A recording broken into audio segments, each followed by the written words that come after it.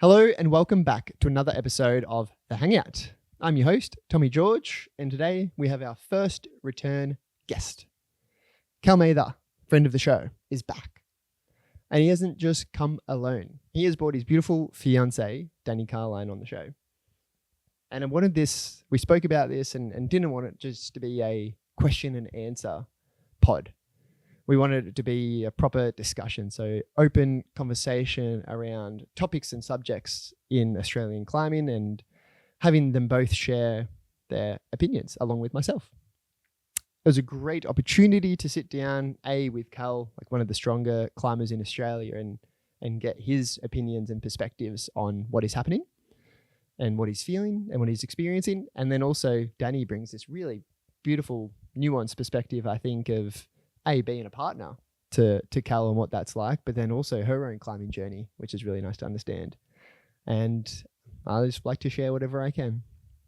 So I hope you all enjoy this episode. We are hoping to do these more often because it was so fun. I hope you all can sit back and enjoy this discussion and this conversation. But before you do, hey, rate the show. Give it some love, give it some likes, give it some whatever you want to do, some shares, all that sort of stuff. It really helps behind the scenes to help grow the Hangout and help grow this project and to share the stories of these Australian climbers. There's some really cool things happening behind the scenes, which I will elaborate on further. It's just really nice to feel this momentum and to feel this wave of everything happening for this thing that has been created from nothing. So I want to thank you all for supporting the show. I want to thank you all for listening to the show. And yeah, I'll get in touch with you with all these cool things that are happening. But it's nice to feel this momentum. Feels like it's all working, and I'm so excited to bring you more of what the Hangout is. So kick back, relax, listen up, join in on the discussion if you wish, and enjoy episode 19 of the Hangout with Cal Mather and Dany Carline. Basically, rock climbing became a way of life.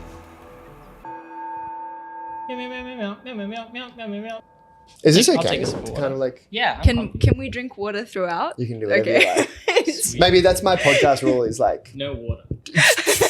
yeah, you can't move. No, do whatever. Yeah. I noticed like people would don't put baby in No box. babies in box. Noted. That's your one podcast rule. Yeah. No babies in the box. All right. I'm glad they've got that. Yeah. You know? But yeah, like people will not go to the toilet because they'll be like, Yeah. don't know if they can move. Okay. But like, good. it's It's fine. all If you need to good. go to the toilet, Yeah. go to the toilet. If you need to get up, sip, Yeah. whatever. Like Yeah. starting and stopping a conversation isn't that bad to do. Right. You know? Yeah. It's fine. Yeah, I feel like most Careless Talk episodes, Aiden has a bit too much tea. You know? Yeah. Do you mind if I duck out? And I think, I wonder if they do it. I've been trying to listen for it as well. If they do have, because Sam always says that Aiden has like very long-winded answers. And sometimes he has to he takes a while to get to the point. And Yeah. I wonder if like Sam kind of like Trims cuts it down a bit? trims it down like just Yeah, a little yeah. bit. He leaves some in Yeah. and then he also cuts some out. Yeah. I'm not too sure. Uh-huh. I don't know. Yeah. Nice. I feel like he leaves it in, but I don't know. Yeah. That's what I've Yeah. been trying to listen if there's like any kind of cuts. And sometimes it cuts. feels like there's like something, but it also could just be a little pause where he just like takes a moment. Yeah. It's hard to tell. Mm. Nice. Are we rolling? We are already rolling, yeah. Cool. Sweet. Yep. What's Cool. up, Hangout crew? Do you have a name for them? I kind of want hang dogs. Okay. Howdy, Hang Dogs. Welcome back to another episode. That's my new intro to the podcast. Yeah. Run Cal's got Cal. I think in the middle, I feel like this. I gotta begin speaking. But Oh, true. Okay, Yeah. well, you introduce us. howdy, Hang Dogs. Welcome back to another episode. Tom and Dany and Cal, we make up the triangle table, which we struggled to source today. It's a difficult item to source, but we've got this box instead. No babies in the box. Noted. says the box. Do not put the baby in the box. Nope. And that's why we want a triangle table. Mhm. Because maybe you can put babies. maybe in you can triangle put tables. babies Yeah, in triangle tables. I think so. Unless there's a sticker. But thanks for the intro.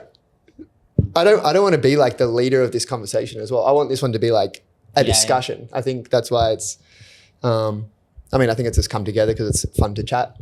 But I think it's also like a great opportunity to have these chats and discussions and ask each other questions. I think it's like we've got a dynamic here of myself. I'll put myself at the bottom. And then as, you know, just It's like a triangle. Yeah. It's Without one point. that's true. It's the strongest structure in engineering. We're good. Equal Yeah. parts.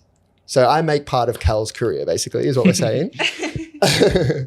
But I think it's like an interesting dynamic. Having Cal, yourself, you know, as one of the strongest boulders going around in the country and doing incredible things, you have a great perspective on what's happening. Dany, also a strong climber in her own rights, coming through an injury, great perspective, but then can give like a whole rounded, I think, better perspective of like the woman's avenue and how that feels in the sport as well, which I think is nice. And then me,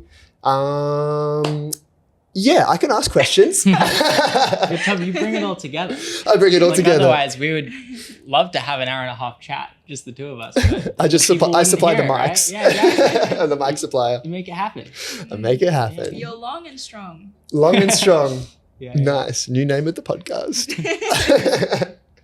I was trying to think of like a funny name for like this discussion as well. And I was just like writing things down and I just took our initials of Dany, Tom, Cal, and then went DTC. And then down to chat. All right. And Hell down yeah. to climb. At the same God, time. that's so much better. That's why you guys are here. Oh, that makes so much more sense. Oh, I'm sorry. We're doing both. We just had a Yeah. moonboard sesh. We just had a moon board sesh. Now we're chatting. And wow, Wow. full circle in the Crazy. triangle. Yeah. Horcrux, Yeah. Harry Potter, Mm. line in the middle. There I we like go. it. On a good. Maybe we're going too off subject, but whatever. People like the rambles, I think. I know, I love the rambles. But it's fun to have you both on Yeah, because good to we be also here. have the dynamic of relationship in climbing as well, which we can kind of bring forth if you guys are happy to do it, which I think is cool. And it's something that I have a relationship in climbing and hey, my fiance climbs. Congratulations as well Thank you. Thank on the you. recent engagement. Yeah. We have to put that out on the podcast. Is that live? Well, I can put that on the podcast. That's Yeah. fine. Yeah. Congratulations, you too. Thanks. But yeah, I think it's like something that I would like insight on, and I think probably a lot of people would like insight on as well, is like the balancing of relationships in climbing, and just whether it's partners or the relationship can be linked to other things, other hobbies. Like I just had Sam Gullifer's episode release, and a lot of his injury story was wrapped around like kind of leaving climbing for a little bit and rebuilding and finding those relationships that actually mean a lot to him. And that was him going surfing again and him obviously spending more time with his partner and finding running. And it's such like a common avenue, I think, for climbers is they have this moment when they dip out of the sport. Mhm. And when they come back, they're like a more well-rounded climber in a And sense. human. Yeah, hopefully human. I have this theory as well. It's like, do you agree, first discussion, do you agree that if you try to improve your climbing, like you actively try to be a better climber, Mhm. a better holistic climber, not just getting physically stronger, Mhm. does that make you a better human? Mm. Not better than other people, but like for yourself, does that Yeah. make you the endeavor of the challenge? Of self-improvement. Mm. Yeah. What do you reckon? You go I think first. I think it makes it more intrinsic. Yeah, like I think you put in the effort to train, to climb, just to well round your climbing practices. I think it then becomes something that you are intrinsically motivated to do. Yeah. I think no. I think it goes to a point of yes, Yeah. and then pretty quickly gets to the point of no. Okay. Yeah. Where the more you put into your climbing, the worse you are as a person, maybe. Oh, and I that think probably so. links back to this relationship question as Yeah, well. yeah, I think it fits in well with that. Mm. Where like, hopefully you climb for yourself, Yeah. right? And so self-improvement is one thing, but if it comes at the cost of like not spending time with your, I feel like time is the big one. Like, and even if you are spending time, let's say with your partner, like we go climbing together. If I do everything possible to get to the top of my project, that's for sure at detriment of like Danny's day climbing. Like, no, I would love to take a half an hour break. Oh, sorry, the conditions window is closing on your project. Too bad. You know, like as soon as I make that decision to be a better climber, I've made a poor decision in my relationship. Already great perspective. Yeah. That's a much more thoughtful answer than mine. Damn it. I think for me, like I'm coming from a place of, I guess like I've had to reevaluate my relationship with climbing and think about what my motivators are. Because I think previously they were quite extrinsic. In the sense that like my partner climbed, my friends climbed, and yeah, I'm just surrounded. My climbing was my work as well. But I think like, and that was like when I didn't really train as much and didn't try to well-round my climbing practices. But now like I think I've had to reevaluate what climbing really means for me. And that has kind of led me to understand like the importance of trying to put a lot of myself into it, but wholeheartedly. And I think that comes from a more intrinsic place. But yeah, I think you're right in terms of like when you put other people into the equation, including your partner, like choosing to dedicate all of yourself to climbing does, I guess, make you less of a better person. Yeah, like especially if you're living somewhere where, like, I can think of a time in Cairns when I like wanted to be climbing in the gorge, but my little sister had a play, and like I went to my little sister's play because I love my little sister. Good choice. But, like that's a pretty, black or white decision where like what's better for my climbing is way worse for me, and that's a pretty easy one. Right? And I think there's a lot of like trickier day-to-day decisions that you make, even just like if I have a 2.5 hour session instead of a 2 hour session and I'm like too tired to do the dishes, right? I feel like it adds up. But I think both are true. Like to your point, like up to that point it is good for you, and like the more motivated you are as a person, I think the better person you can be. But then there's the other side of it as well.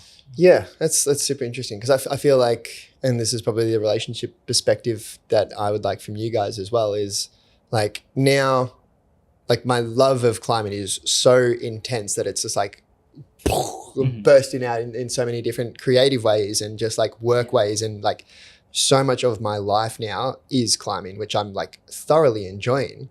But now I'm also starting to see like that it definitely takes energy away from other things. And it's so interesting that you do bring that up, because I was under the impression that like, this endeavor of self-improvement is making you a better person. And then hopefully you have the energy because you are like, magnetizing energy to you to then give out in other places. But if you're already doing that, then maybe the energy is just going back into the climbing anyway. Like you have more energy and you're just kind of putting it back in. Where the trap that I'm like finding myself in more and more is like the more I do climbing, whether that's like the activity of it or the working in it, the more analytically I think it's true is the better the podcast is going, because then I can speak about more things. I have more experience around the situations and everything like that as well. So like there's this trap that I'm in, like the more I do, the more like my life and this thing is working. But then there's these times where it creates like, it definitely creates rifts, it creates these little ripples in not just like personal relationship with fiance, but also like, I think just, it was my nephew's birthday the other day and I didn't call him. And I it just kind of slipped, but I was like editing the whole day. And then I drove to Blackburn to climb that day. And on that drive, I was just like kind of playing music to kind of like get me in the zone to feed it, Yeah. And then I remember when I got back home after that, like I was able to just like chill and sit and not be in like a climbing mindset that I like, oh shit. Yeah. Like I forgot to call him. He's 7, he doesn't have a phone, but call my sister and everything like that as well, which can be pretty all consuming. It can be. Yeah, it can be. And the trap is like feeling it work as well to feed the dream or whatever this dream is. Yeah. Yeah, there's only advice? so much- Advice? Help? Please? Please? Yeah. I feel like for me, just like having spending a lot of time considering like what isn't worth it ahead of time, if you can, is like, I don't know, the best thing for me, I think. We've lived in Melbourne for like 2.5 years now. I haven't made a single social plan on a weekend that I haven't gone to the Grampians for. Like none, 0. Yeah. There's been times when it's rained and then I've been like, oh great, like Saturday night, let's hang out. But that was a conscious decision that I made when we moved. But like as soon as I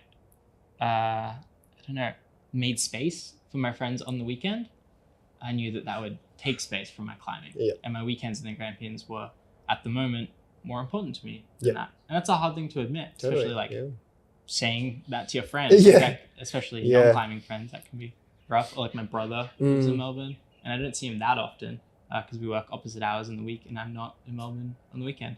But yeah, that's something that I've thought about, and like he's going to be my brother forever. So for these few years, that feels worth it. And I hoped that like at some point in my life, I'll think about that and maybe it won't be worth it one day, but at the moment it is. Yeah. I've had a similar thought to that as well, but it hurts to, I think, say that to the person as well, where like if we use Hey as an example here as well, and being like, I feel like I can push and really work hard to make all of this happen and to make it work. I think I can do it, and it's going to cost energy. And the reason why I'm doing it is to create this life for us in the future, because I know this is like, we're going to be together forever. Like we're going to have time. Yeah. But then like the trap a little bit there as well is like, well, if I'm not making the time now, and it's also like, would I later? Like, am I just going to keep going into like this rhythm if I'm going to keep justifying that sort of sense as well, which is like a bit of a trap. So yeah, I don't know. It's an interesting one, like, as it's so passion driven as well. Yeah, you're just like, I'm following my heart, you know? Yeah. But yeah, I think like it's just a matter of compromise.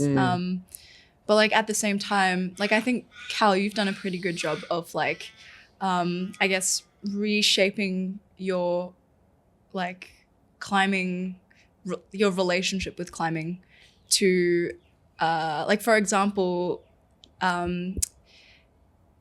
When we went to Europe, you like would on climbing trips really prioritize trying to climb your boulders. But I think even if we were in a group of people going out climbing together, but I think now you're really good at like being okay with not being the first to climb and not going to your boulder first. But at the same time, like you're the strongest that you've been right now. And so I feel like there is like a really good achievable balance between life, relationships, and climbing relationship, which I think you've done a good job of reaching, which is cool. Like I think you provide a good perspective on that. But it's also like does your fiancé also climb? Yes and no. Like when we go out, she'll try and jump on some routes, but she just loves being out there. Like just loves kind of hanging out, and she'll like read a book or something like that there, but she likes how she feels out there. And that's awesome. But then she doesn't like the feeling of where it's just like everything. Like we were talking about for one of her friends' 30th, she wants to go to Nashville next year. And I'm like, okay, well, like, yeah. And she wants to go in June or July, Mhm. and like straight away in my head I was like, oh, that's bad. That's bad. That's summer. Is this Yeah. worth spending all this money to go all this way and not climb? Like, it's just like, no, it's to celebrate this person's birthday, and like it can be not climbing related. Yeah. But yeah, I still don't really know if we are going to do that. Like, just go in general. But like, my first thought was like, oh, can I climb? I can't really climb. Climbing. Mm. Yeah. And he's like, oh, we can go to like the Moab. I'm like, it'd be 45 degrees. It'd be so hot, you know? But like, she was thinking about the climbing. But obviously the conditions are another story. Yeah. Yeah. Yeah, you had a similar experience. We went to the UK and Cambodia to see my family. Start of 2024. Yeah, I think so. No, I think it was 2025. Five, Yeah. And it was maybe the first non-climbing holiday that you'd had in a really long time. It was I didn't climb for like 10 days, I think, which was the longest I hadn't climbed, even through injuries and stuff, in Wow. 6 years maybe. Yeah. But we did some climbing in the UK, like in gyms, but in Cambodia, like I think you just thugged it out. But you also went to the gym and like did some gym. Yeah. So yeah, I guess it can happen. Yeah. But I also think of that time as like it's so hard to like make yourself consider climbing and then make the bad decision for climbing. But I think of that time as like when I was the best partner to you, and like I don't know, like I had and time that's really space paid to... off. Yeah, I mean, like I just wasn't all consumed with climbing for only 10 days. Like I feel like that was super valuable to be like, okay, I have value as a person when I'm not climbing too. And like it doesn't always feel that way. Yeah, that brings up another subject as well of just like the identity around a climber and like wrapping everything around it as well. Like I'm starting to feel like that's happening, but this is the same subject, but like when it starts to become like the money maker, and then you do have sponsors and people like endorsing the climbing act like yourself. How does that feel? Like, how do you protect, I guess, the mindset and the bubble around you to be like, I'm not just a climber, where it's just like, if I was, it's doing pretty well. Like you have the evidence to be like, this is also pretty cool, you know? But then there's injuries and all the rest, and you can't, and age. I'm not going to. You're telling me that I am now forever. Like, it's something I've thought a good bit about. I think, same as like what I was touching on before, like if you can, and you can't always, but if you can think about this like ahead of time before like putting yourself in that position, and just be somewhat aware of like what that pressure might feel like before you actually experience it. I think that is like the best path forward, because like whenever I've taken any of these sponsorships or ambassadorships or anything, like I've done a lot of thinking beforehand and been like, okay, this is a company that I really believe in, and they seem like really good people, and I don't feel like they're gonna put that pressure on me. So that pressure would only ever come from myself. And that's been the case. Like I've, through injuries and stuff, like the companies that I work with have never once been like, hey, just checking in to see if you're gonna do another cool thing. Like they haven't once done that. Like, they've always given me the time and space to do what I need to do. So I think that really helps. Is like connecting with them properly. And just being lucky enough to have found good people. But then there is also the side that like I think acknowledging that not every trip will be as like intrinsically motivated as I want it to, or maybe not want it to, but just not that it won't always be my first choice, the places I go, the things that I do, and just having a balance there I think is important. Like I used to always film my like moonboard sessions, even like almost every send that I did. And like that was always like for me. But now as I've come to like film and document all the other parts of my climbing as well, now I try to like not film, and that feels like it's for me. Does that make sense? Yeah, interesting. Yeah. So then at the end of the day, I really enjoy having not filmed my climbing and thinking about the session that I had. Yep. Yeah, and that feels like a good way to still like hold on to some climbing for me, where I'm not sharing it with anyone else. That's nice. Yeah. Excuse me. Yeah. I think for me, it's been kind of like the opposite. Like I was introduced to climbing through Cal, and it just felt like an accessory to my life. Like it felt like really just Cal's thing. I was just the girlfriend joining him at the crag, building landings and whatnot. But I think over the years, I've kind of had this reverse thing where like my like climbing is becoming more and more like a huge part of my life.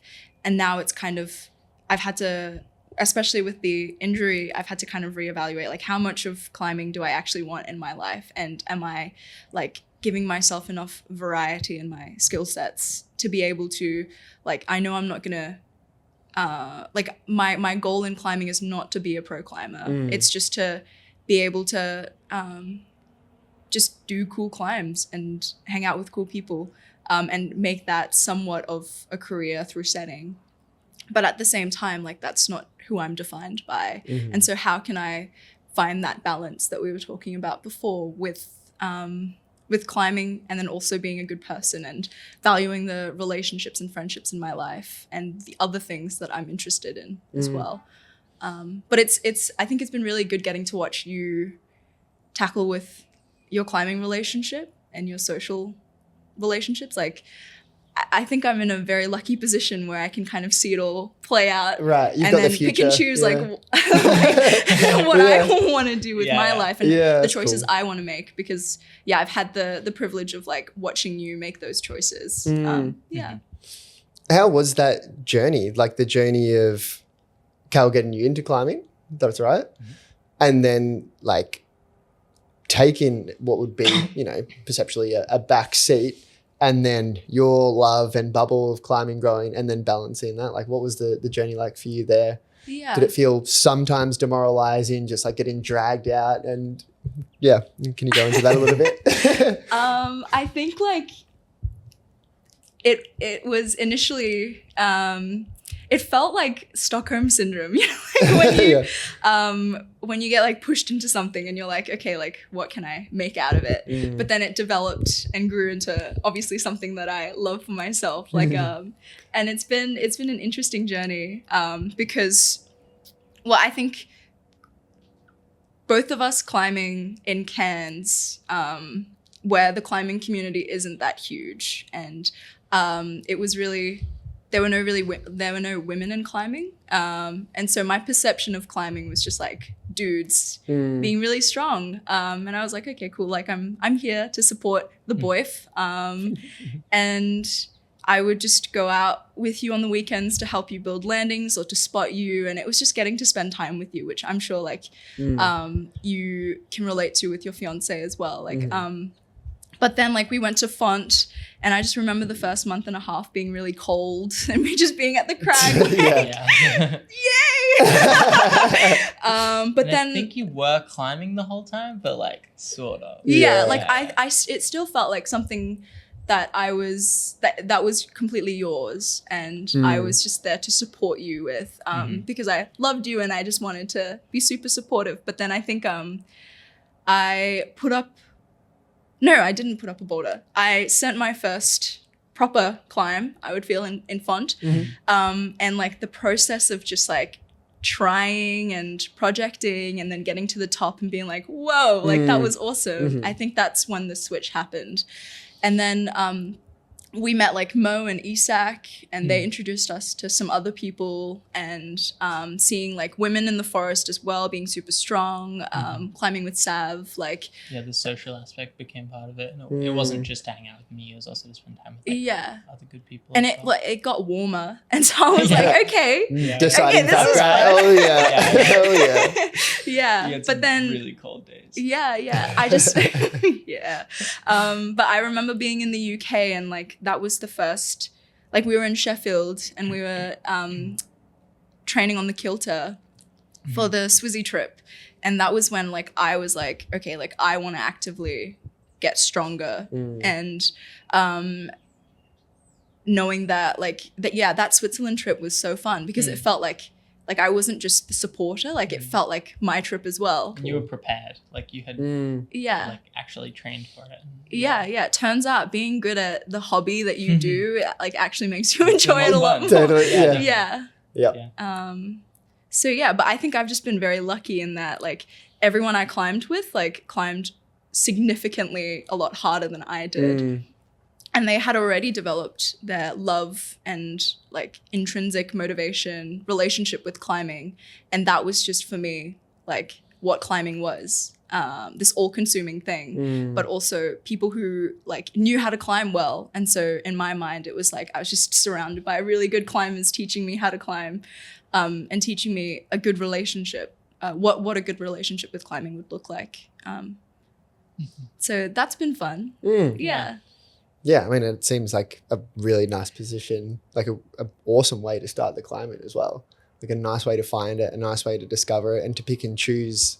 Like, not that you've made mistakes, but like the choices that you've made, and to pick and choose from the choices that Cal's made to like feed your stoke and feed your love of it. That's awesome. I think that's a great little concept. Yeah. Hayley, if you're listening.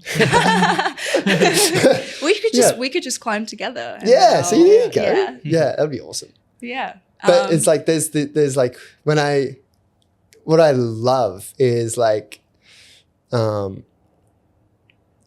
concept of like and the people that I've taken out like for their first time and everything like that as well, they're always like a super like, oh no, you go, it's all right, you go. Oh, I don't want to take your time. And I'm like, this is also such a big part of what I love about climbing is like taking someone out for the first time, and I will take a complete backseat and just watch them experience it. And like watching Hay do her first route and then coming back down, I'm like, that's still one of like my favorite days climbing, you know?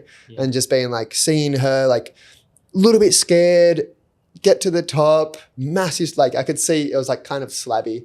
So like when she was like looking down at her feet, I could see like a smile on her face. And I'm like, that's still like locked in. I'm like, she's having fun up there. And it's like, it's so rewarding when that happens. But then it's just like the effort of it all I get for people who's just like, they don't want to be cold. I don't like to be cold. Like the actual, like if you're taking it seriously, you're going out cold, sore fingers, body sore from climbing, injury potential, like all of these things. So it's just like balancing like the why, I guess, you know. We're not trying to be pros. Well, I'm not trying to be a pro.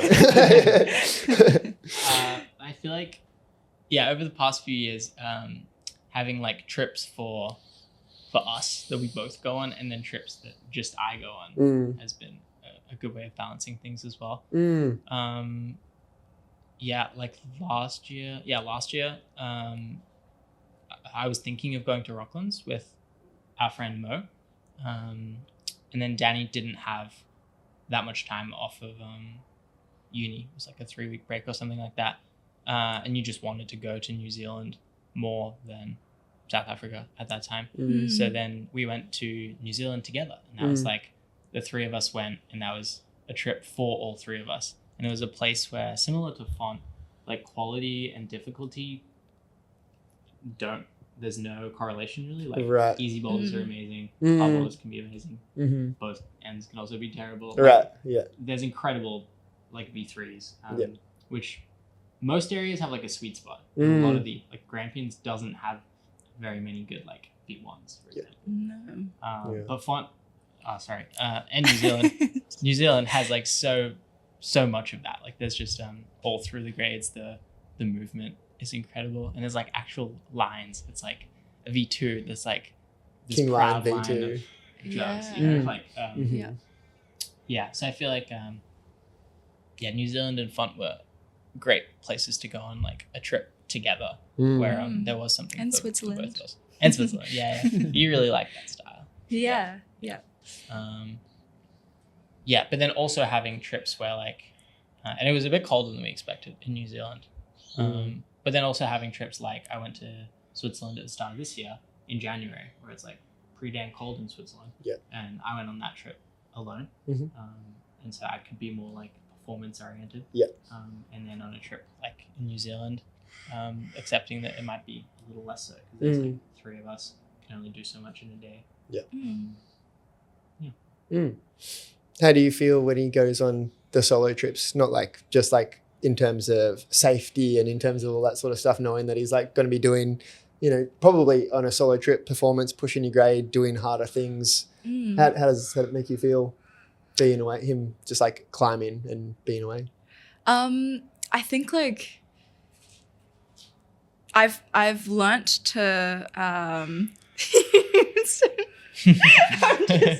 so I'm just watching Tom scroll on the iPad with his toes. Oh, crazy. I had the idea for a little bit. I'm like, I don't want to like reach down and do it, but I'm like, I wonder if my toe will work. Sorry for the distraction. Baby in a box, toe on a tablet. My bad. As you were.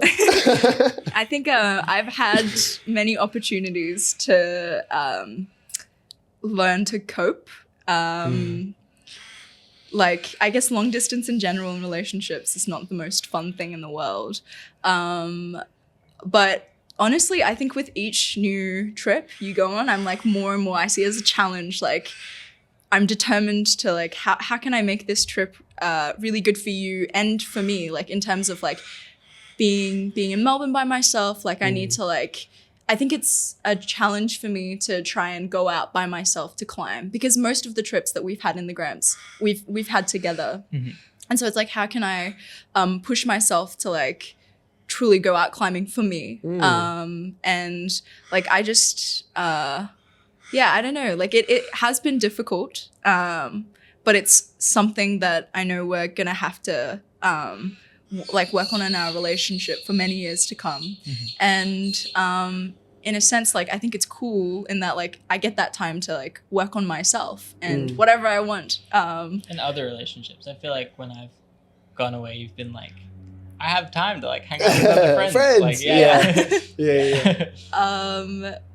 So it's been as hard as you would think it would be doing long distance, but at the same time, it feels like a good challenge. I feel like acknowledging that it is gonna always be hard has been useful. I feel like a few years ago when we would talk about me going away on a trip without you, or when I would go away like to the Grampians after high school, like I don't know, I think we tried to keep having a relationship that was as close to the one that we had when we were together, if that makes sense. Where like I think it's just not productive to like make the same amount of time for each other when you're away as when you're home. Like also just understanding that while we're away, it is a great opportunity to make the most of wherever we are, and like still making time to call each other and keep in touch with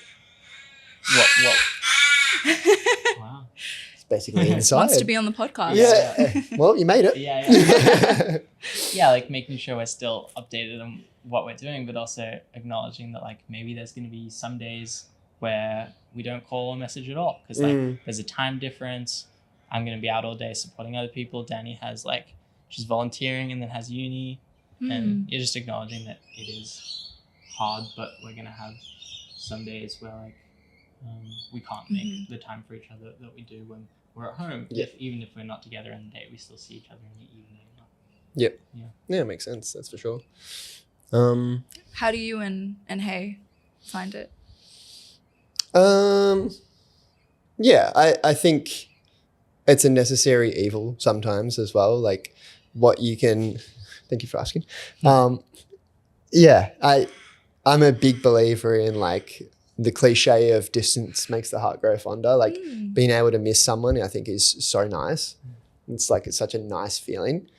And then coming home after that X amount of time away or not seeing them just brings this newness and freshness and just being like, yes, back into it all. But it doesn't mean that it's easy, like when it does happen.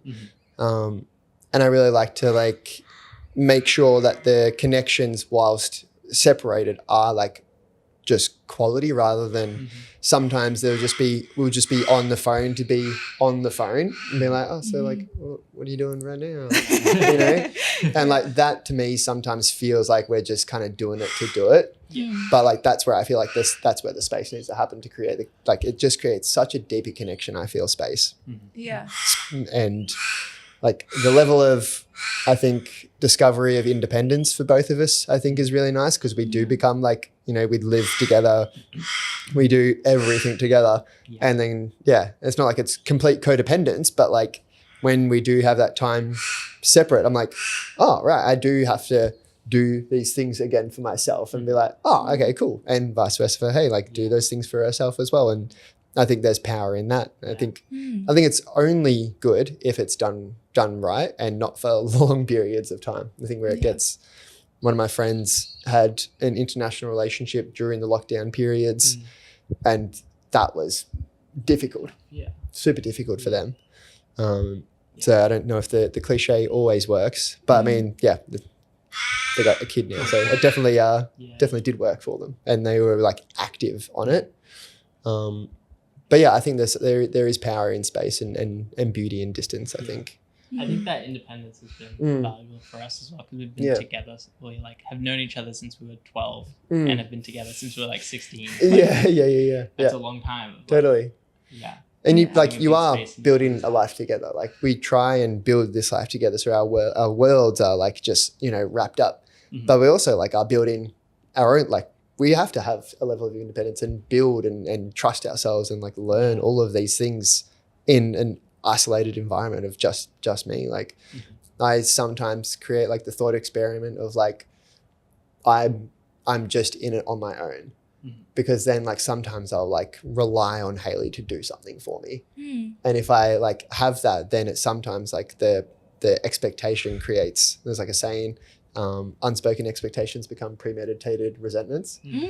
And sometimes like because Hay's in a routine and I'm in a routine, Hay will do those things. And then me not doing them, or like when the space happens and I'm not doing them, I'm like, oh, right, like that's the thing that I need to be doing for myself as well. Like Hay's taking up the slack, but without Hay, then I'm like, oh, okay, independence. Nice. I think it's like really nice to feel. I'm so glad you brought that up because, because Cal will do most of the cooking whenever we're here together in Melbourne, and I'll do a lot of the cleaning. And like I think when Cal was in Canberra, I like had to relearn like, oh. Right. But like it's just like it's so like Sisyphus-y. Like just making food just to eat it. But like I think that just relearning how to be independent is obviously initially very hard, and it's especially because Cal will go away for a month to 6 weeks every year. And like I think the first week is just like rough. Totally. But then afterwards, I think knowing that like, oh, I can go to bed at a reasonable time if I want to, and when I wake up I can like you just have that you have that routine that your own routine that you can stick to. That's not to say I don't love the routine we have together, but I think in a way like it's fun to like mix it up a little every now and then and create your own. Yeah, for sure. And I think if you step into that and find the independence, like it's only going to be something that helps you as well. We're like, oh, nice. And then you bring that into the relationship. And it's funny when I come back sometimes when you're like then in your own routine. And I'll like get out of it. I'll like make breakfast and you'll be like, oh, like can I actually make breakfast for myself? Or like you've been in the habit. Oh, nice. Yeah. Well, what would you say, Tom, is like the max like time like to do long distance where you're You like, want to okay, be this away on a like climbing trip. this sucks now. Like there's no point.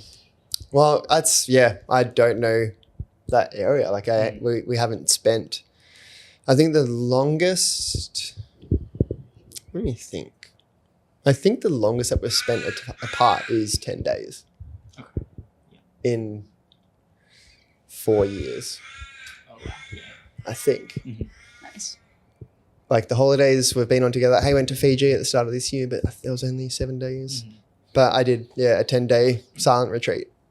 And that was, for me, like I was somewhere else, you know, my mind was occupied in meditation. Not to say that I didn't think about Hay a lot, but Hay was only thinking about me, which was apparently really hard for her. Yeah. To be like, and you hear like the retreat is quite difficult to do because it is just silence and meditation for 10 days, multiple hours every single day. So she was like putting so much energy into thinking about me, hoping that I was okay. And I was just like in it like, oh. You know? So even that's still like quite a different perspective. Like while she was away in Fiji, we still spoke every day. But yeah, we haven't had like an instance where it's been like a month. Yeah. I feel like it's hard to speak on. how busy each of us, whoever's not going on the trip, is like a big part in how long it feels healthy to be apart as well. Yeah. Mm-hmm. Not hard to do in the city though. You can stay That's what busy. we found. Yeah. Yep. Yep. All right. Development. All right. I want to check that one off.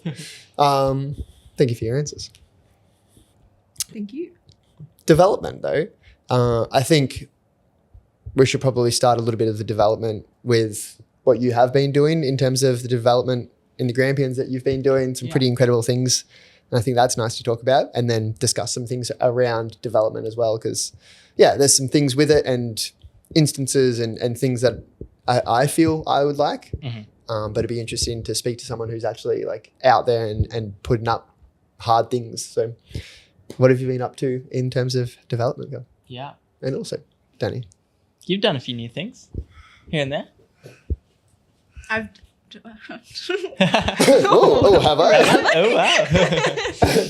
What have I developed? Fernally. Oh Aaron yeah. George Classic. Oh Yeah. That was fun. I think when you don't climb and don't know what climbing is and don't have climbing shoes, you just climb barefoot and scramble up things. And I put up Fernally, which was like, I think you gave it VB. nice. Nice one, Dany. And that was fun. But that was just, I think it was just seeing you like only develop. And I, in my mind, was like, yeah, that's what climbing is. Cool. Yeah. And then like, we had that one really hot day developing Doomsday. Where was this all? This was in the Barron Gorge. Oh, Yeah, nice. Okay, cool. Yeah. Yep. Yeah. Yeah, this was one of the first like full days you came out with me, where it was like, it was insanely hot. It was over the classic gorge landing where it's just the river. So we had spent a couple hours like weeding this like pulling out Singapore like... daisy nearby, and then we put a bunch of logs down and then Singapore daisy on top. Yeah, marsh flies everywhere biting us. Mhm. And in my mind, I was like, okay, this This is is what climbing, climbing Yeah. One day I will love it. Yeah. Yeah, it was like my phone was overheating and there was like, you were doing this, the crux move was like this big cut loose, and there was like this rock jutting out behind you and I had to like stand and spot you and I was like, oh, climbing is insane. I got you in the face once, didn't I? Yeah, I've done my share of spotting. Nice. Anyway, I think that's a good point though, that like that is sort of what climbing feels like to me at this point. But it's hard to, when you have so much to go at, like when I first moved to the Grampians, there's like so much established climbing for me to climb on. But, like it's hard to have the space to develop, because instead of like putting all this work into this 1-star climb, maybe there's this other great 2-star climb next to it that I could just do and not do all that work. So I think I think that space feels like an important part of it. Yeah, because we've lived here for 2.5 years now, and I've just gradually done more development as I've ticked off a lot of the established things around. Totally. Yep. Yeah, and at the end of last year, or September, October, I did like a couple 13s up at the Citadel. It's like Pigeon Superstition and Bear and the Piano, which were really fun. And that was just like such a fun projecting experience where I knew the beta, like they had already been done. Yep. The landings need a bit of work on both of them actually, which Right. I love building landings. I really enjoyed that as well. But it was like you sort of know at least at that level for me now, I know that if I put in the time, like whatever X time is, I'll likely do it. Where that doesn't always feel true for first descents. Yep. And I didn't like that at the start. Like it felt like a waste of time in that way. Like maybe I'll put all this work in and like not do a thing. But that just doesn't feel like a waste anymore. Just the more I've done it, the more adventure and work and unknown that goes into climbing, the more fulfilling it feels, I think. Yep. Creates yeah. a larger journey, doesn't it? Yeah, exactly. Yeah. So I finally felt like I had that space after doing those boulders. Because I'd already done a lot of boulder hunting up to that point, but like hadn't really tried a lot of the things that I'd found. Like maybe I'd built some landings here and there and like played around, but then be like, oh, there's this other V11 that I can just go and tick off. Yeah. And it was just easy. So that's what I did for the first year and a half probably, but it's been really fun, like finally feeling that space. And like on paper, I think I've done a lot less, even though I've like been out climbing maybe more in the past, since then. Well, I've had the police trains, but like A lot less in been terms out a of lot. like ticks. Yeah, Is that- exactly. Yeah. Yeah. Like the crag would have you think I've been getting worse. Maybe. Right. Yeah. Yeah. But I've just had to. I didn't think that. Not crag. I follow you on Instagram. Yeah. Well, that is what it has felt like. Yeah, yeah. Because as I've gotten better, like the grade ranges get broader, Mm. and as I'm having to do more development, I have to put more time in to do the same difficulty. Does that make sense? Yeah, for sure. But yeah, I'm finally at a point now, I think, where like that doesn't feel like there's any negatives there. Like I'm just really happy going out, like trying projects. So that's what I've been doing. And I feel like the few highlights are maybe one I did at the end of last season called Edge of Tomorrow, which was pretty sweet. It's like on the edge of this cliff. Yeah. Had a lot of sessions and air quotes up there, like shoes on, just like normal shoes on, chalk. I was like chalked up running through the sequence for like many hours before I even pulled on. Yep. Because there was quite a few options, and the cliff was so close that I was like, I had to weigh up if an option was both the best way and if I was gonna die. You know? Right. It was like, How big was the drop? what do you reckon? 15 meters, Maybe a bit taller then. maybe a bit taller. That's pretty But For like, reference, I took this last cut loose, and Danny yeah, started crying. well, Cal, I feel like I was tricked. No, Cal walked me out there, and he was like, "Oh, you can harness up. You'll be really safe, like on the ledge, spotting me." And I was like, "Okay, I trust you." And I was on the ledge, and I was fine where I was, but just seeing the drop, like Cal was like, "Okay, I'm just gonna do a few like warm up moves."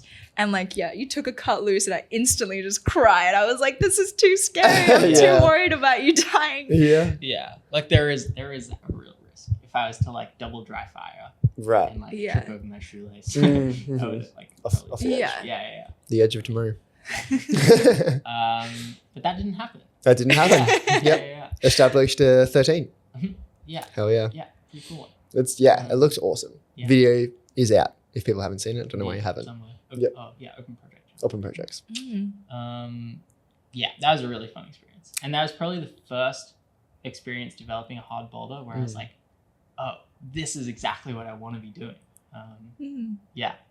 Was it something that you found yourself, or was it like a Wow. Wasn't just like a stand-in project. It was No. cool. Yeah. What is, and I know there's another one to talk about recently, but what is the development process? Like if you are looking at that, like what have you trained your eyes to see? Like, are you looking for things in particular? Are you looking for whatever it might be? Like what is the skill to it in that sense? This is something I was talking about quite a lot with the crew on the recent Canberra trip, but my like vision is something that I feel quite proud of. Cool. Yeah, which feels a bit silly to say or like have in the past, but now I'm pretty happy saying that. I'll start calling you a It's visionary. 2020. Yeah, what if I call you? Yeah. I'll call you a visionary. Does that sit well? Not quite. Yeah, but like knowing not just what is possible, but what is worth doing, if that makes sense, is the other part of it. Because there's a lot of choss in the world. Can it quickly turn from a 5-star, like you see it, banger, and quickly turn from a 5-star route to a 1-star route? Or to impossible. Yeah. Or yeah, from definitely. impossible to possible. Too possible sometimes. Nice one. When like It's a good there's a feeling. flake that is super hollow, take the flake off and then there's a hold. Yep. We probably don't need to get into the gray areas of that, but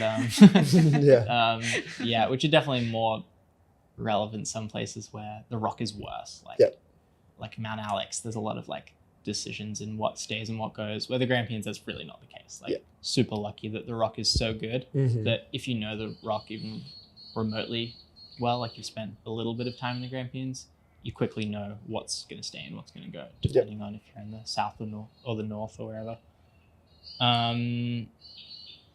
But I feel like when I used to go, well, step one is go and look it. Most people don't look. Like they go to the known boulders and that's it. Yep. You know, even if they have more time in the day, like they would rather just like go to the pub after climbing. Right. Fair enough, you know. But like, Yeah. I think the first step is that curiosity and like go and look at it. And then what's that? Are you like on Google Maps, like trying to scout things, or you've just got like a sense of maybe there's been like a rock fall at the base of this cliff, and you're like, maybe. You stick a finger out. Yeah. And that way, That was a V15. Look at that. I've done a little bit of mapsing, but I don't enjoy it that much. Oh, Right. okay. Yeah, I used to. Yeah, you used to like Yeah. turn your map into like satellite mode and just like go around. Yeah, in the And Grampians look for like specifically. shadows and stuff like that, or Yeah, just well, outcrops. depending on where it is, you can tell if it's like rocky. Like if you should go satellite mode. Yeah. But in the Grampians, because with the bands, it's quite a confined space that you can go looking in. If that makes sense. Sure. So I've just had a lot more fun not using maps and just and a lot of things are on cliff bands or like hidden by cliff bands, which you can't always tell on maps. Like it's not like a boulder, it's like a cliff band in a hillside. Yeah. So I've just looked everywhere I can imagine. Like most of it's pretty standard, like some light bush bashing or like mostly on paths and you keep an eye out. But or like in the Stapleton amphitheater in particular, there's a lot of things in cliff bands that you have to do some like slightly sketchy soloing to get to, especially up at Ground Control where Dead by Dawn is. Like there's a lot of other caves up there that you just need to go soloing to find, which like not everyone can or should or wants to do, which is so fair. But but even like on like there's been a few things that I've done that have just been on boulders that that already have lines on them as well. Like there's one just around the corner from Immersion in Venus Baths, where it's like on the riverside, so I had to build a landing. But that probably only took like 20 minutes, and I went from not being a thing to being like a really good boulder, and just needed to build a landing, you know. But that was like super obvious. Like I'm sure hundreds of people had looked at that and been like, "There's the line, can't be bothered," you know. Right. So it's a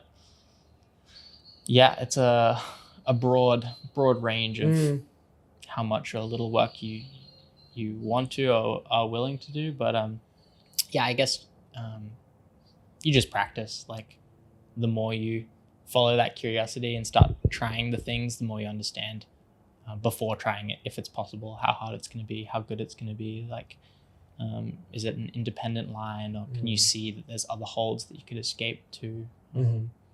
Yeah, just a skill that you can practice. Yeah. And then at what point, so with Dead by Dawn, the most recent 14 FA in the Grampians, at what point did you realize that this would be like something? That was a thing? That this would Well, be that was like, in the this is gonna be 2016 guidebook. Okay. So that was a known project. Uh-huh. Yeah.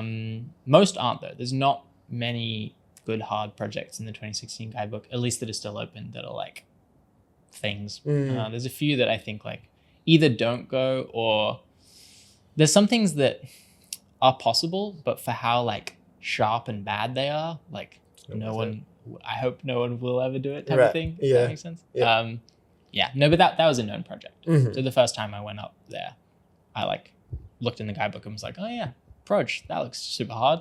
And like didn't really look at it again. But there's a few other things that I wanted to do up there. So just as I went back, I was like, kept looking at it. The holds were quite mossy. I don't think it'd been tried in quite a while before I jumped on it, like a couple of years ago. But most of the sessions were just like spent playing around on the crux move. And then going into this season, I had that space to be like, all right, like what are the undone projects like I really want to sink my teeth into? And I also had a couple pulley strains at the end of last year, so I was really excited to like go to war again. You know, like it's a fun feeling being like really all consumed by a project and really dialing in like everything you can to get to the top of it. This was going to be the project of the season too. Yeah. It was a bit of a funny one in that like and this has been something I've really struggled to communicate about after doing Dead by Dawn, is like it was so topping out, I guess I've skipped some steps there, but spoiler, I do the climb. And topping out, I was like, I don't know what thought I had, but it was like a feeling of like sadness and disappointment before I had even gotten to the top. Like I was still doing the last few moves, and I've never had that before. But I just really wanted like a proper siege. Too strong. Well, this has been the hard bit to communicate. It's like if I didn't grade it, or if I gave it like a V11, let's say, like, so I did it. It took me 3 sessions this year, and I probably had like 2 last year and 2 the year before, something like that.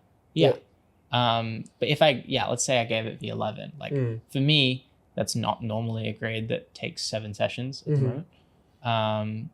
But if I had said like, oh, that was such a fun V11 to try, I sort of wanted it to take longer. Like I think people would understand a bit more because you don't have the difficulty wrapped up in the process as much. But it feels so like cocky or like humble braggy to be like, I wanted this V14 to take me longer. But that wasn't ever what it felt like to me. It's just like a hard project. Like I never like wanted it to be V14, if that makes sense. And even when I did grade it, like I wasn't that confident on the grade, but enough other people had tried it at this point that it felt like the appropriate grade. So time will tell. But Did it feel like a chapter closing? Yeah, I think so. It was sort of like I've had some like dodgy knees past few years, various things like meniscus and LCL flare-ups, but most of the like good hard projects I have left have either 1 or 2 heel hooks on like one side or the other or both. And I just can't try those all the time. Like I just need to play it by ear with how my knees are feeling. And so this was sort of the last like low FAF project that was like really hard and fun to climb on. Like the hold set's amazing, and like it's not sharp. Like I can climb, like have a proper session on it, and didn't have to worry about my knee tweaks at all. And there's nothing else at the moment that like ticks all of those boxes. Like there's still heaps of incredible hard projects that I'd love to do, but I can't have a 3-hour session on all of them by myself and not worry about like hurting myself. Yeah, this was like the Goldilocks project. Yeah, yeah. It's for just you. right. Yeah. Yeah. Yeah. Then, yeah, Mm-hmm. did it very quickly. Tricky. Yeah. Yeah. Because it was in the Goldilocks, I guess. Yeah. Because you could put Yeah. time into it, and Yeah. but yeah, I it's could still go there by myself. Yeah. Yeah. Yeah. Yep.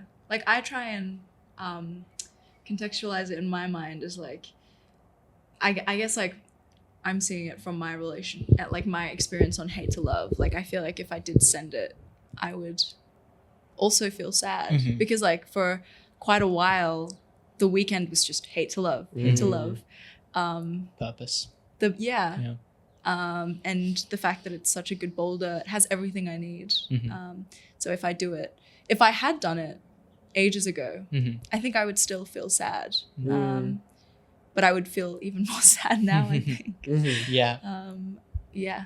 Do It's you an want to talk interesting about Hate thing. to Love a bit? Yeah, please. Oh, good boulder. Would boulder. recommend. Mhm. But I think I can't talk about Hate to Love without talking about Pussy Power, I guess, which was the first boulder that I got on and was like, holy shit, like I could be a good... Can I curse on this? You can say Okay, whatever the cool. fuck you want. But I just had that wow moment, or like Tonde might call it bing moment, like where you're like, whoa, climbing is like it for me. Like I think before, like I had a good relationship with climbing, but it still felt like not something I could sink my teeth into. But doing this boulder, like I think a lot of it did feel like it was the grade. Like I never thought that grade would be possible for me or something that I could work towards or even higher. And so like I had a session where I almost sent it and I was like, oh my gosh, like I can do this. Like I can put a lot of myself into climbing and maybe just reach for the stars and try like hard things. And then I think after I did that, I was like, oh, well, Beth was trying Hate to Love and I like had one session on it. It felt impossible to me and then came back to it a while afterwards and it felt like it could go and the holds felt bigger in my mind. And I spent how many sessions? Like I don't know, maybe 8. What do you reckon? Yeah. I feel like maybe more Maybe than more? 10. Maybe 10. Yeah. About that. Where I like basically I was very capable of doing it. Probably from like session 3. Right? Yeah. Yeah, I think so. Many sessions where like it could have gone that session. I've just had to kind of battle with the idea of should versus can. Like it feels like I should have been able to do the boulder quickly. And I would have many weekends where I'd say like I'm not trying Hate to Love and then I'd be like, oh, I should do it. And then I'd go and try it and then not send it and be like, oh, I could have maybe tried some other boulders instead. It just feels kind of like a love-hate relationship. Nice. Or a hate-love relationship. But yeah, good boulder. Yeah. Sorry to segue away from development, but No, totally fine. kudos to whoever developed that boulder. Yeah. Yeah, I quite like the idea that like the extrinsic motivators might be the things that like help get you to the boulder, like the V7 or 8 grade. On both of those were like maybe a gentle nudge to be like, this is a high grade that maybe you could do, but then like that's not what makes you stay. Like like now you have a relationship with the boulder. And you need to like prove to yourself that you can do that climb, not that you can do a V8, you know, like that's completely detached from it at this point. I'm similar in my rope project. Like we just decided to take a 2 grade jump and jump on a 27 and be like, because it is a 27 and like, I mean, it's a 3-star route as well. People have said it's nice. That's also another deciding factor. And now, 7 sessions deep in it, and it's just like it doesn't to me it doesn't feel like a 27 because it's starting to feel easier. So it's just like that's not really grade orientated at all, but just like this process of going through the process is so fun. You know, it's just like the first 6 sessions were awesome. Every session was just like something better, something more, something else, and it was just like going. Like one of like the most joyous. It's one of those ones where I think I would have been, if I sent it on the 6th session, I would have been sad because of how fun the experience has been in terms of putting time in and just like, oh, cool, just another session, another link or another move or something like that. It's just been like just a little bundle of joy. And then session 7 was just like one of those ones where I think you're kind of talking about where it's like, oh, it's kind of good weather. I should go to the project. Yeah. And that's where we went out and it was just like full of excuses in my own head. But it was one of those ones where it just felt like we were being there to be there rather than actually going there to be like, let's just feel it out. Yeah.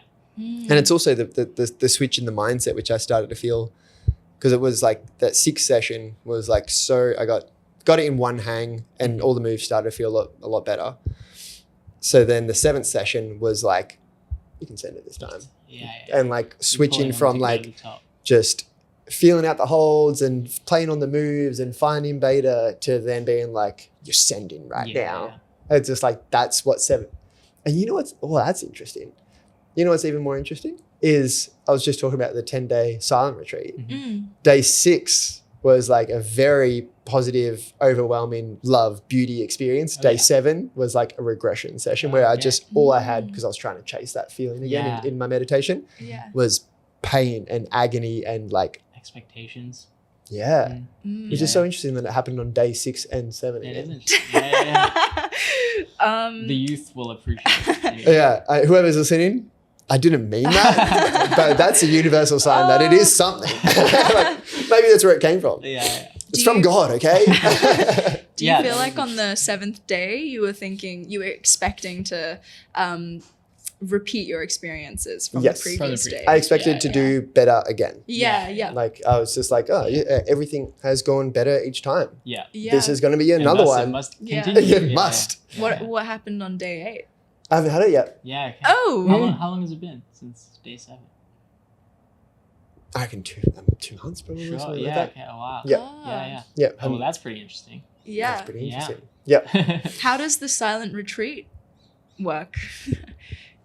Can I have more of the question? What do you need? Do you go, because, you said 10-day Two silent retreat, right? In my mind, I thought it was just 10 days of just two different things.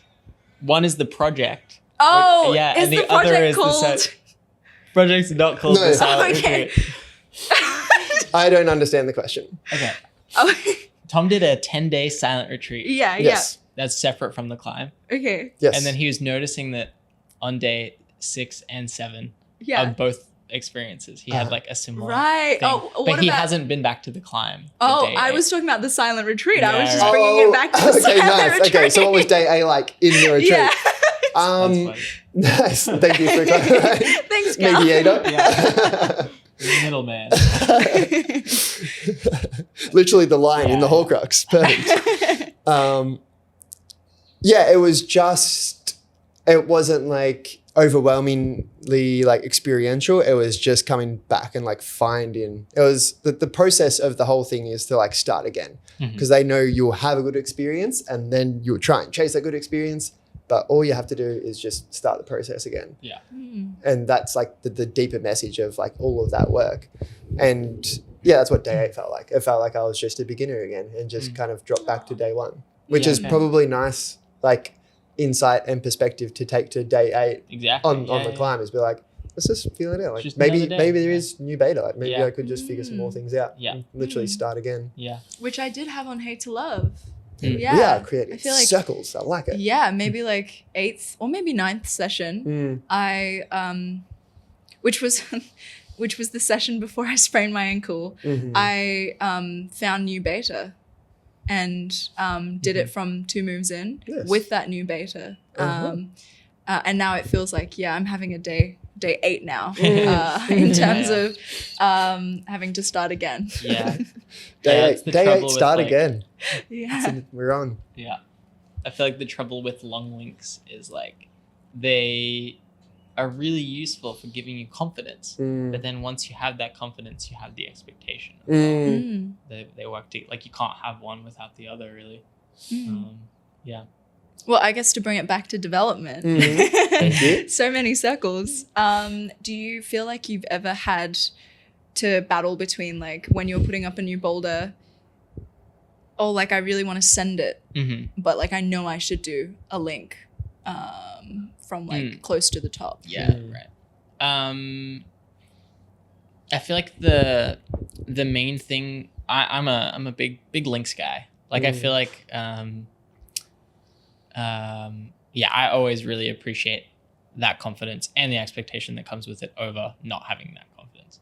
And I feel like I'm at this point quite good at enjoying executing with that confidence and expectation without letting like, I don't know, myself get into a rut with it, which still happens. But I think I just really hold on to the idea that like there really is no last day. Like making sure I think about the opportunities when I could come back takes a lot of pressure off, and not feeling like, well, I feel like the opportunity cost of not doing a project is the only real negative, right? Like what other things couldn't I be doing with the time instead?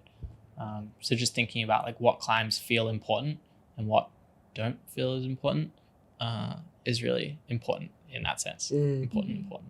And being like, I would rather not do this project than do this other climb just for the sake of it. So then like once I can think of it like that, then I feel like the links are almost always worth it, except when skiing comes into it. And I've just learned that I don't enjoy projecting sharp climbs as much, which like seems like an obvious thing, but there's a lot of good sharp climbs in the world which like are really inspiring to me. But if I think about like how long they might take me to do and like the fun I could have climbing on other things, then I feel like it's not always worth it. And on those climbs it's more fun to not do the links and just have it be a little easier, where maybe you can just like do the moves and then do it. And I've had a few experiences where I have had fun projecting sharper climbs, but they're fewer and further between, I think. Like I would rather just have a project that lets me do my link today, and maybe I'm tired of my body, but I can just come back the day after tomorrow, and not like have a split that takes 10 days to heal. And then a question in development, I think you made a bit of maybe you made a post about it, a story about it, I don't know, but we spoke about it before a little bit, and I wanted to speak about it here as well, is like the purity of the line when developing.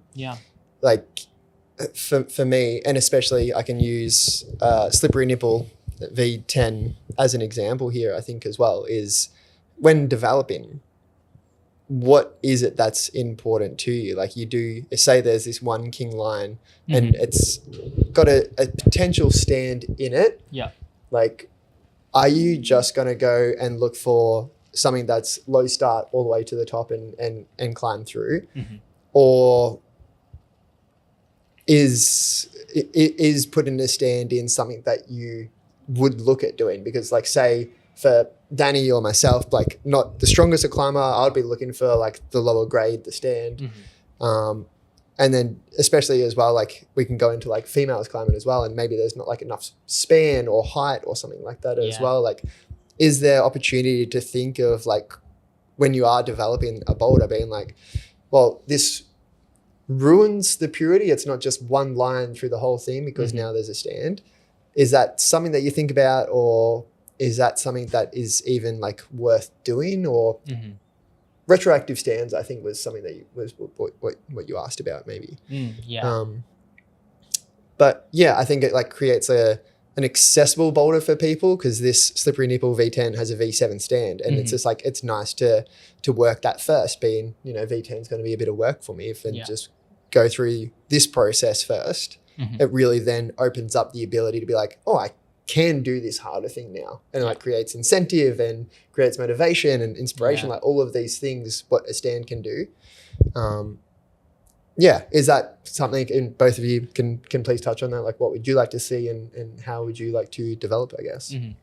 Using Dead by Dawn as an example, because I think that's what got the conversation going. I hold quite a lot of value to that like purity of line. Mhm. And in a perfect world, you wouldn't need a stand. You would just like go and do the good link, and you wouldn't need that like V7 check on the crag. But it's not a perfect world, and like that definitely gets me and yourself and a lot of people to the boulder, is having that like more achievable thing, and then you can be like, oh, I think I can do the low to this as well.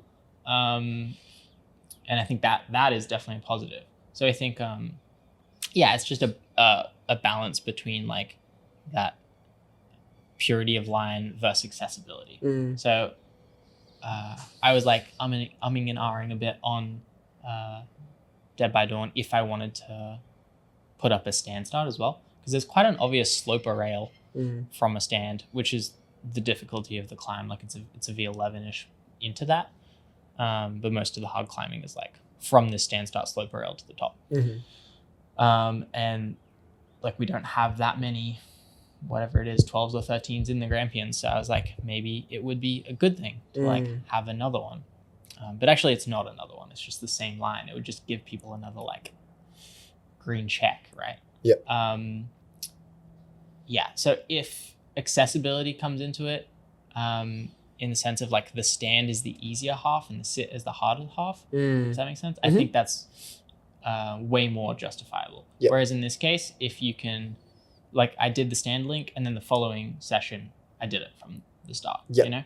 That makes sense. Yeah. So I think if the stand was the V11 and the sit was the 13 and together it was the 14, does that make sense? Then I think the that stand would be more worthwhile putting up as a climb, because it does bring the accessibility into the equation. Whereas like in this case, it really doesn't.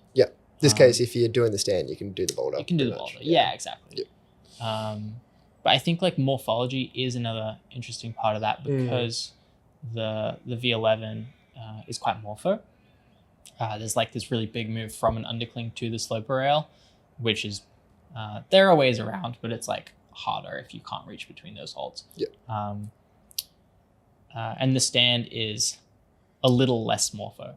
So like I could see an unfortunate situation where someone, I don't know what height it would be or what span it would be, but someone might go to do the climb and like do the stand link and then realize they couldn't reach between the stop of the V11. But I think in this case, the difference between like the span you need for the stand and the span you need for the sit is also not big enough to really bring accessibility into the equation. Like there's a very unlucky like 2 centimeters where that's true, if that makes sense. And just hopefully you don't sit in that.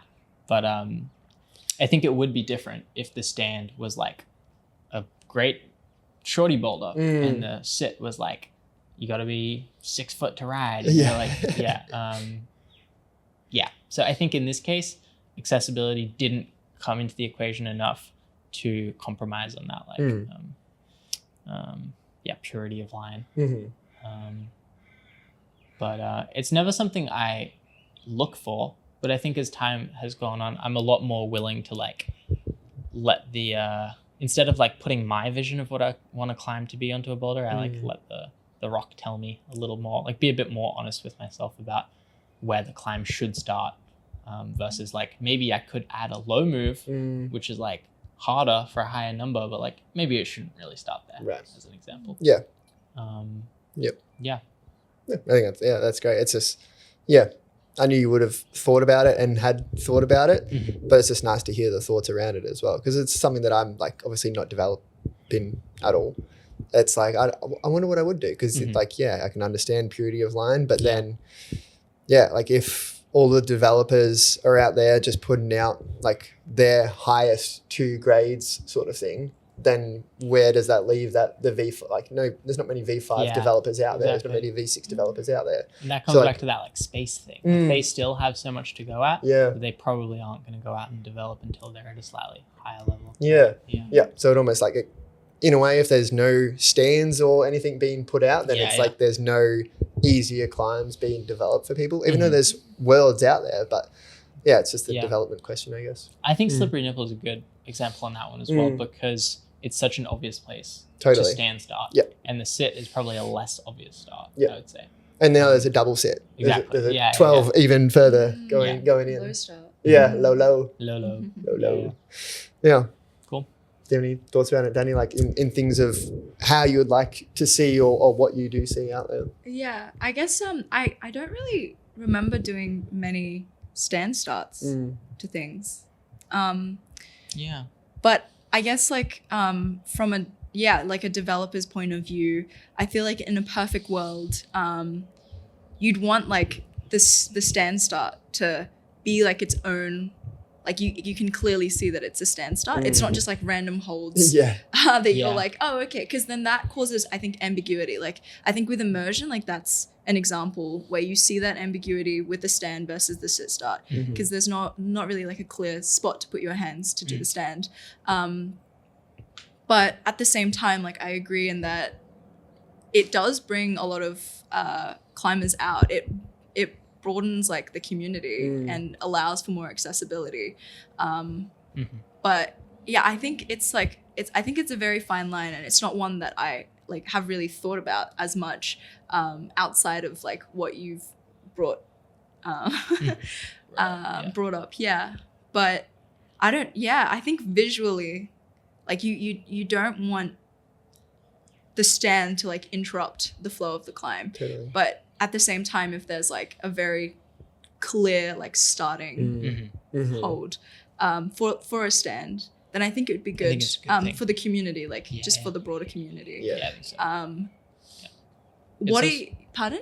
I think it's also really, it's just a case by case thing. Yeah, Like, it it's totally important is. to Yeah. It's consider. just something nice to think about and consider. Yeah. Yeah. But when the stand was done, and it was before the sit, I think is an important part of it as well. Yeah. Like I would, That one would be like that's. I would never if I go up to say it was the Dead by Dawn was the 14 was the low, the 11, and I'm Yeah.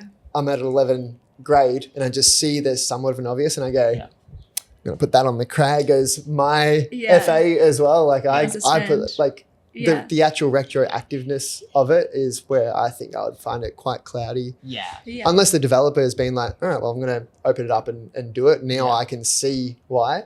But people jumping in and just throwing up stands on other people's boulders, I don't know. That's and it doesn't also, happen that often. Yeah, but yeah. it has happened before.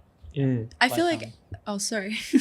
Yeah, I I think feel like I Amagama cut you off as well. Is a good example Uh-huh. of where the stand should stay, Mhm. even though it's not a very obvious starting point, because it is just the way to the top of an incredible feature. And I think the more people that get to experience that, the better. You Yeah. know, like that's a crazy feature in historic climbing and Yeah. cozy climbing. So having like a V8 version, and the stand was done first.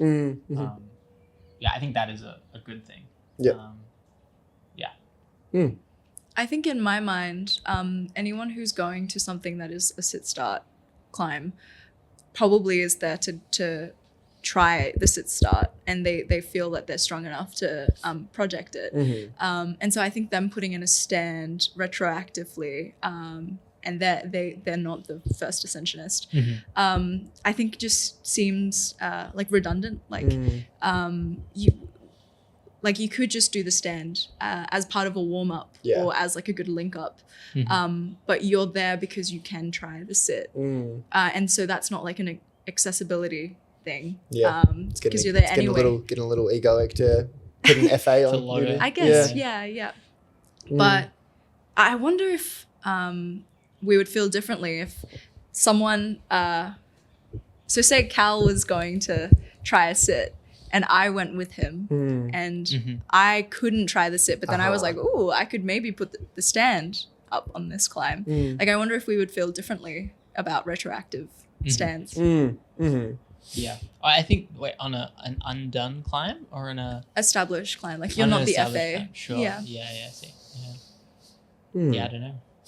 Can't think of any examples, but trying Dreamtime was a good example of where like the stand got me to the boulder. Like I had climbed like 2 V12s, I want to say, when I went to look at Dreamtime, and that's always been like a dream boulder for me. But I wasn't ready to do it from the sit on that first trip, or from the stand. But there was so Dreamtime done by Fred Nicole. He opened it from a sit, first V15 in the world, and then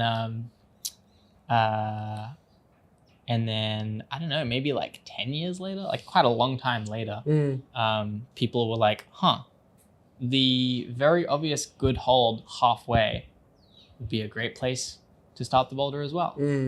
So now there is a retroactive stand start on Dreamtime, which is V12. Yep. And that feels a bit disrespectful to like Fred Nicole's vision. But it got me to the climb. Yep. And it's gotten a lot of other people to the climb. Yep. Yeah, like having that project has been an awesome thing in my life. And I probably wouldn't have gone to try it if it didn't have a V12 stand. Yeah. Like I might have gone to look at it and just been like, this thing in its entirety is too overwhelming because I know that it's V15 difficulty. Yeah. But breaking it into chunks is a lot more like inviting. Yeah. I mean, that would be me with Amagama. You know, that would be, I wouldn't go to Amagama. I would go to look at it, but I can't do a 13, you know. Yeah, but an 8. But an 8. Yeah, that's possible, you know. I can do that. Yeah, and then you could do the 8 and start to move lower, and then Totally. move lower, Yeah. and then you're at the crux. Yeah, you know? Like, yeah. And then in 10 years, I'll. Yeah. But like maybe you would have never gone if you hadn't done the 8. Totally, yeah, and that's why I think it's like it is kind of important to have them, because I think it's like you can get so stuck in just trying the grades that you do and just go to those boulders, like just keep going to 6s and playing on 6s, and then maybe there's just no harder boulders around, or you're not even looking at them. But like it is what gets your foot in the door to be like, I could do that. Yeah, I could do that. Yeah. I could do that. Yeah. And then you I train think- hard. Yeah.